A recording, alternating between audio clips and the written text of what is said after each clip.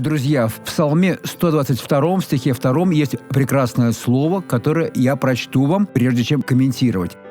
«Вот как очи рабов обращены на руку господ их, как очи рабы на руку госпожи ее, так очи наши к Господу, Богу нашему, доколе Он помилует нас».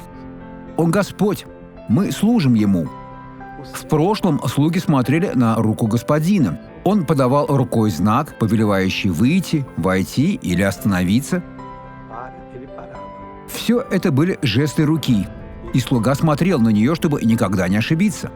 А служанки смотрели на руку госпожи. Она тоже использовала азбуку жестов. А нам нужно смотреть на Господа Бога. Он будет милостив к нам, Он нам поможет. Что значит смотреть, изучать Его Слово и находить ответ?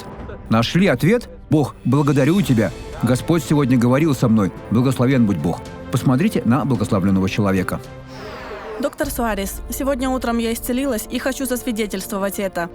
Уже 2 недели, как я... Что это? Это камень, которого врачи не обнаруживали. Мне сделали рентген. Я 2 недели провела в больнице. В районной поликлинике тоже ничего не нашли. Сегодня утром во время вашей молитвы я сказала с верой: «Господь, во имя Иисуса я хочу благословения. Я хочу дать сегодня это свидетельство». Вы помолились, я положила руку и заснула. Когда я проснулась, в 10:30 я пошла в уборную, и этот камень вышел. Аллилуйя, слава Богу!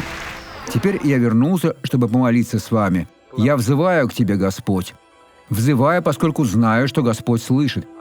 Помоги нам понять, что Господь – это Господь, и наши глаза должны быть обращены на Твои руки, на Твои знаки. Тогда мы будем победоносны во имя Иисуса Христа. И аминь. Хорошего дня!